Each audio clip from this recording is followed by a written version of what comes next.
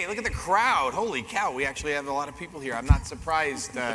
We have, yes, between what we are doing next in Shipper of Choice and our Sector Talk 10 digital brokers, who is winning, I do think that we have saved, I can't say the best for last because I've been involved in too many other things here and the people that I've been involved with would get mad at me, but we have saved just as good as we have the rest of the conference for last. So, Geoff, Shawn, and Sarah, thank you very much for doing this.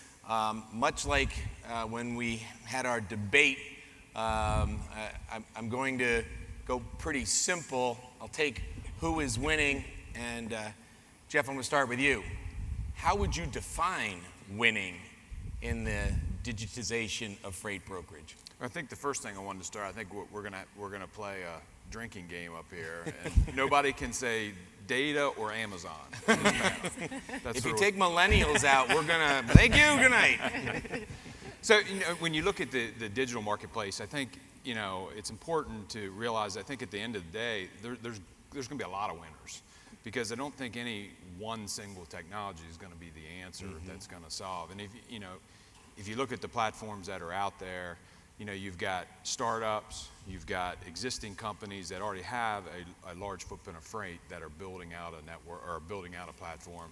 And then you have what I would call your third-party providers that are providing some sort of technology for existing brokers to bolt on to their system. So I think at the end of the day, there's going to be, it's going to shake out that there's going to be some leaders in it. But I think when we look at the entire playing field, that to say that there's going to be one winner is really going to be tough. But I think the ones that can sort of merge together the customer side of the interaction with the carrier side of the interaction and bring all those pieces together and not just be focused on one side or the other, I think those are the ones that are really going to win. Gotcha. Shawn, I'm going to throw you a softball here. You're welcome for this batting practice pitch. It's possible to define winning by revenue. Pretty sure I've heard tell that somebody's on $1 billion run rate at this point. Correct. How would you define winning? We obviously look at revenue, and we look at how many people are using our app. We have 500,000 trucks on our app. So the main thing that I would say, and I agree with what this gentleman said. I mean, the main thing is you got to be sticky inside your app. So it's like anything else. It's I have a Bank of America app, and I don't change my Bank of America app because I don't want to go through the process of changing all my bill my bill pay. The same thing has to happen in digital freight brokerage. You've got to provide something for carriers to come in to get entrenched inside the application that they use every day. That makes it difficult for them to leave because they have choices. And we are in a great position with our revenue and our truck count inside the app, but we can't rest on our laurels, and we got to continue to disrupt ourselves and figure out what's next for us. We're always constantly thinking about how do we make the app better, how do we make the experience better, constantly looking to see what people are saying about our application and about what we're doing. Sarah, similar thoughts or anything else that you would think about as far as how do you define winning in digitization of freight brokerage? Yeah, so I definitely, of course, revenue's up there. It has to be. Yep. Except for the non-for-profits, right? That may be for the a rest quote. of us, that may be really a quote important. that makes it into FreightWaves. It's very important. It's very important to us. But we also look at the efficiencies that it's creating too. Load count per person. Looking at other metrics for us that create that efficiency, time to book, and also, definitely what the carriers and customers are saying about us. I mean, we use, the NPS score to help us with that, right, and to solicit that feedback and continue to take that feedback and make it actionable to be better, and then taking that back to our technology team and saying, okay, here's some things that we need to do to really, improve their experience with us. So, yeah, all of those things together, I think, is at the end of the day kind of how you can measure if you're winning or not. Gotcha. We talked about, and I think Shawn mentioned, the app. In the digitization, this is ubiquitous now. So how do you define that winning as far as the app is concerned, or are we not heading towards app fatigue at some point? That's a very hot topic for us. Okay. For sure, because do you go down the route of trying to do all of us individually doing these apps, Right. or do we get together and combine our scale to be able to create a better marketplace for those types of things? So, for us, I think it's a matter of trying to constantly look at how best to leverage that marketplace as a whole for us. Gotcha. Instead of everyone going out and trying to develop their own at our size. Jeff, So. what do you think about that? And I've gotten around having a cell phone up, and I've said ubiquitous, and I've avoided saying the 3 words that we're not allowed to say. So, Well, we could drink. I mean, or we can drink. Okay, it's a fair point. Well, now, yeah, it's true.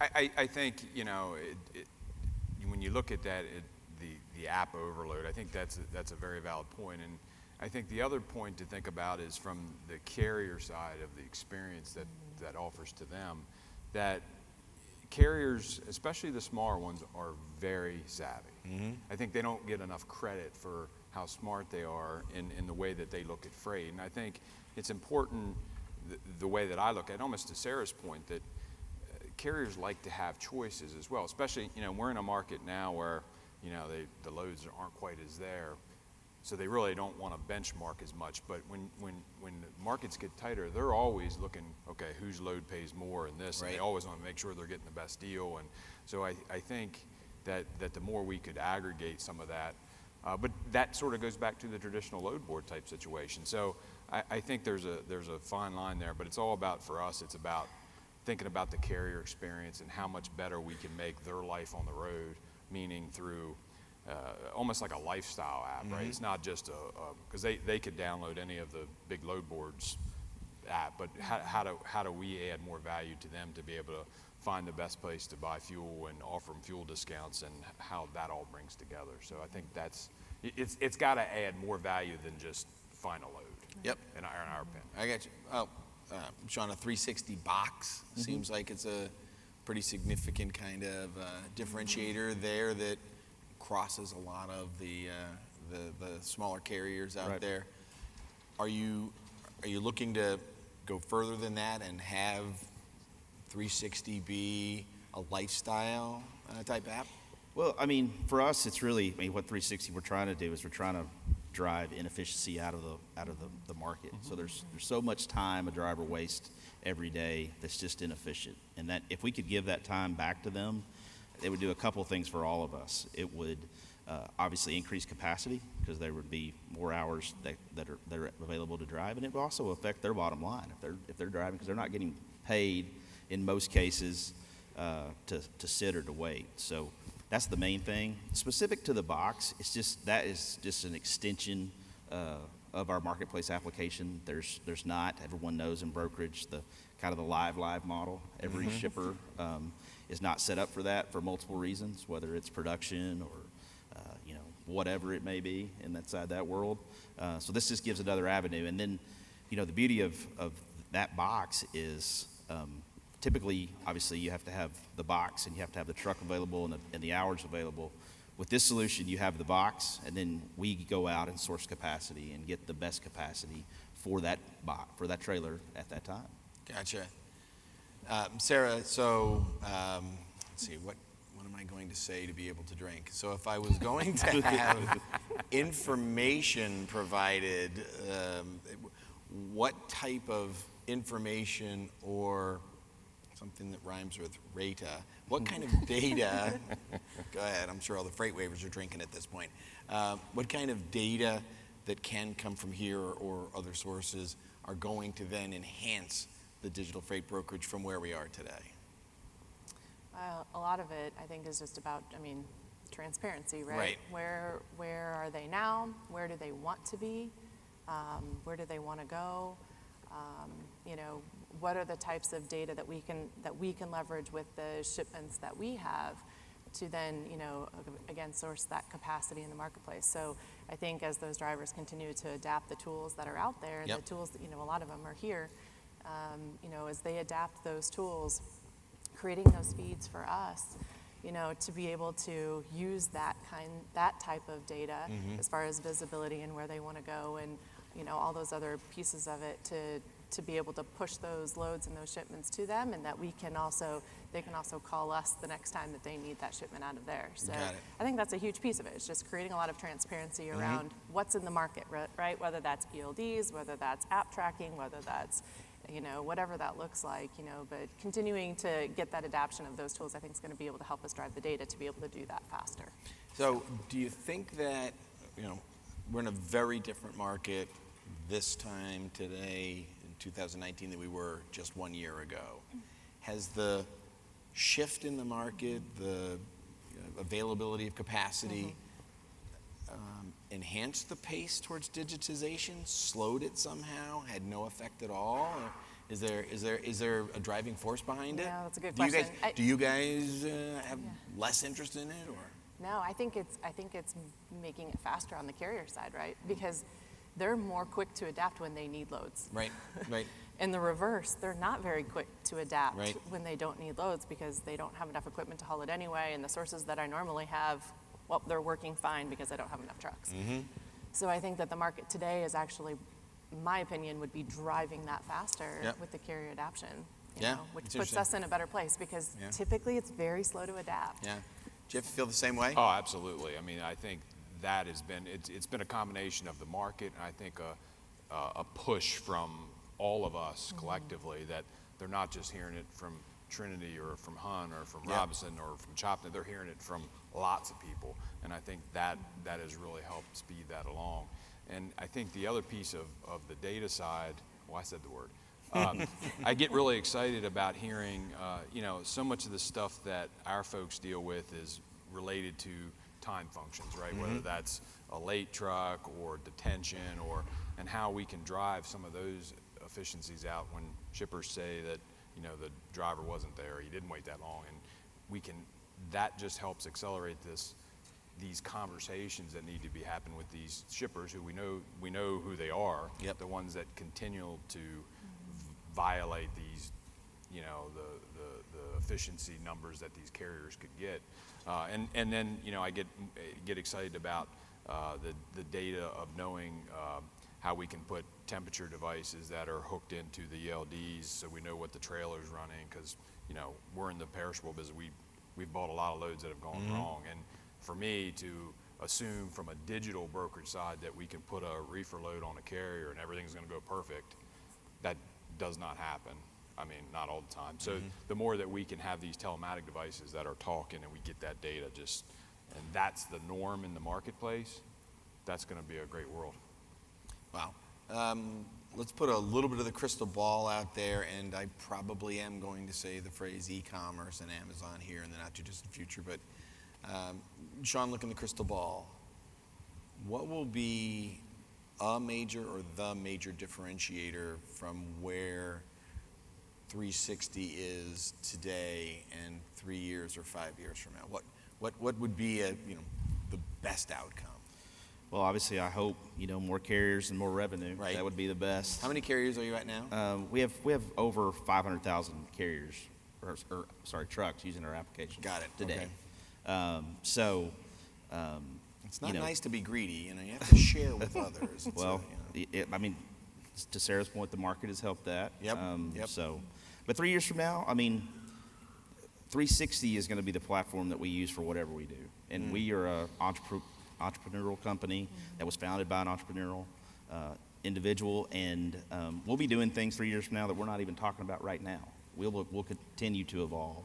I personally could see 360 in different transportation applications, not just over the road, but we'll continue to grow. We have a lot of passion. Obviously, Shelley was up here yesterday, and she's a very passionate individual, and she has a ton of belief in it, and we do as well.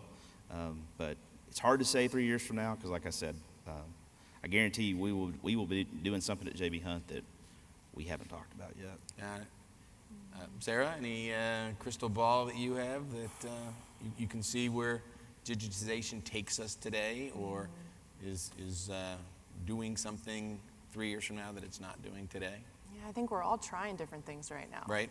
So You know, it's been interesting. I know there's been a lot of talk about the venture capital money and all the startups, Right. and you know, right? So I know we've piloted several different programs and things, and continuing to pilot them as far as what's working and what's not working, and how can we maybe help and work with them to make them better. And I think a lot of us are in the same boat right now. So you know, yeah, 3 years from now, what does that look like? I don't know that anybody knows the answer to that.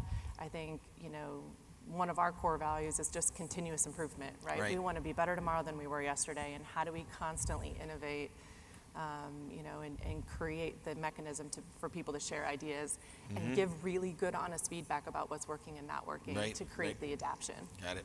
So, yeah, I don't know that I have a crystal ball Yeah. other than just try things Yeah, right now. that's good. So. We've got a lot of money being thrown into this, so we Exactly, can in yes. fact throw a lot of Yep. things at the wall and see what sticks. So, Yep. all right, I am going to play the drinking game. Amazon, are they a customer, a partner, a competitor, all of the above? That's a great question. I think, you know, and this sort of piggybacks on your last question.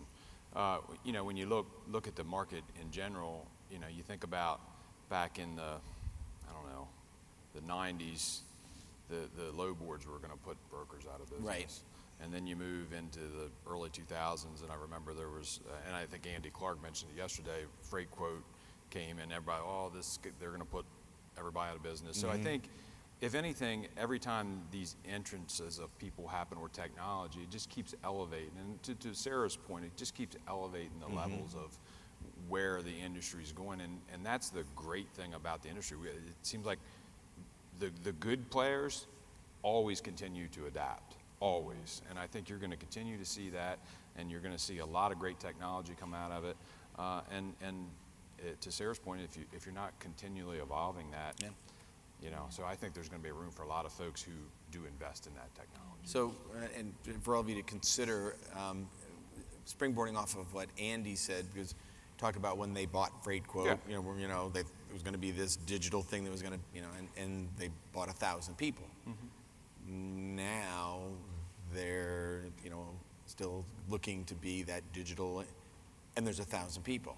However, to your point, Geoff, those 1,000 people are processing now Yes. a monumentally larger number of transactions, shipments, loads.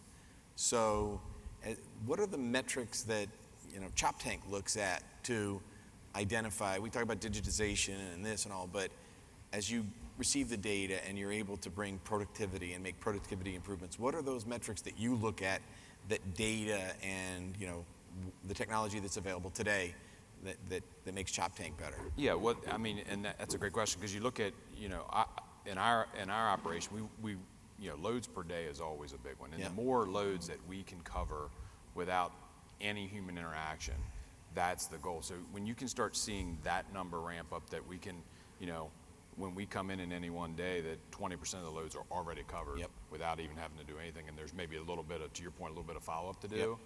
That, to me, is where we need to continue to accelerate that. And I think that the technology is going to continue to do that, and it's going to evolve us to be able to be more efficient in the stuff that happens, because, you hear, there was a panel, I think, last year, and the question to one of the digital brokers, the main players, was, well, what happens when you can't cover a load through the platform? Well, we get on the phone and cover the load. Well, that's what we all do. I mean, so, and you think about that world, like, that to me is a highly tough way to scale if you occasionally have to cover a load. I mean, how do you know whether it's going to be 1 or 50? So I think there's a nice mix there. And Yeah. I think Andy, he told that story really well on FreightQuote, did a good job of those 1,000 people are a lot more efficient now. Yeah. Similar question, Shawn. You guys have metrics that you're thinking about around productivity, have loads per person, all those things? Right, all that. Around the platform, just, offers per load, all those things. I mean, just data points that we weren't tracking that we now track. Yep. It just goes on and on. Right now, obviously with our push, and Mark showed this yesterday, but, the customer feedback and the reviews from the locations, that's obviously a big push for us. We had a customer come out to our booth and wanted to look at his reviews of his locations. So more and more customers are asking for that data and requiring it. And it's just going to be the norm. It's visibility into where my shipment is. That's a given. Everyone, that's just like table stakes. That's going to happen. But it's just going to be more and more that we're probably not thinking about right now. But customers want to know how their facility. If I'm running a transportation company and I'm setting in, let's say, Nashville, Tennessee, but I have a facility out in San Bernardino, California that I don't ever get to, that's not treating carriers well. That's going to affect my rates. And I don't know that if I don't have that data. But enabling that data is a huge win. It's a huge win for the drivers and the carriers, and it's a win for that transportation manager and individual, because it is going to impact his rates. Any productivity, Sarah, that you guys are thinking about at Trinity that is maybe different than last year or years ago, or the same productivity models, you're just doing better? Doing better. No, I think, again, it's another continuous improvement item for us, and as we get better at mining the data that we have, again, linking that back, as Shawn said, to pricing and how we, price back to those customers, and, what does that look like when, we're dealing with a lot of detention, or when we're, slow, or they're constantly rolling loads over because they're not ready yet, and those kinds of things. So we're not there yet, but that's where we want to head, is just being able to get more out of our data, to put it more into action as it relates to, definitely as to pricing. And now on efficiency, I mean, we have a lot of metrics already in place that we use, but now it's a matter of benchmarking those and saying, okay, now here's our target. We want to improve those by 10 or 20% this year, Right. It's not just let's measure it, right? But let's start setting some goals and then putting some action items around, what the gap is, and then what do we need to do to accelerate that. So, That's great. Yeah. So anybody use on your platform AWS? So you're a little afraid that the partner... I can't say the word, but yes. You're a little afraid they may flicker the lights on you if they consider you a competitor, or where does that play into your mindset? Well, I mean, I read an article the other day that Apple pays $30 million a month to AWS. So, and I'm pretty confident that AWS or Amazon has some sort of streaming music service. I feel pretty comfortable about that. I would say it's come up more this year than I've ever heard, and I think it's pretty much known. We're a Microsoft shop, so we have the other. But I mean, if anybody watches CNBC, I watch it every morning. But Jim Cramer was talking about this the other day when Amazon was getting ready to release earnings, about how these corporations are moving away from AWS and requiring something, and obviously Microsoft's going to have to pick up from that.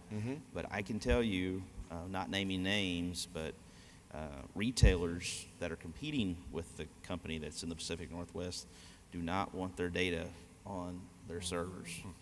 Well, there's been very direct conversations with me about that. So that's really going to be one of the conversations that will happen now, and really is who owns the data, and so do you guys spend time thinking about that?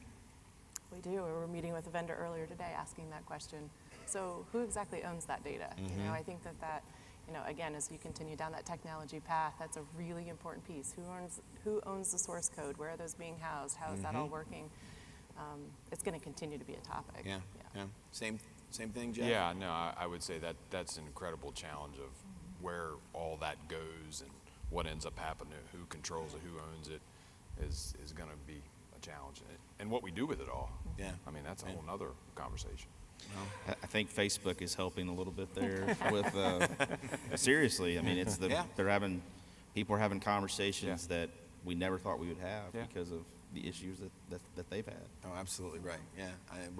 And we'd all be drunk by now with all the data, conversations that we've had. But I do think that it is, and I'll invite the entire panel back for 1 year from today. And I think as we transition into the shipper of choice, Arlen is going to talk about, we're going to make this our home every spring. So I'll invite you back, and I'd like to talk about where we are from a data privacy, where you're getting data from, who you're giving data to, who your data partners are, and how you're going about picking those and those folks that can do the most things with them. So thank you very much. I appreciate it. Thank you. Thank you, the panel. Thank Thanks. You. Thank you.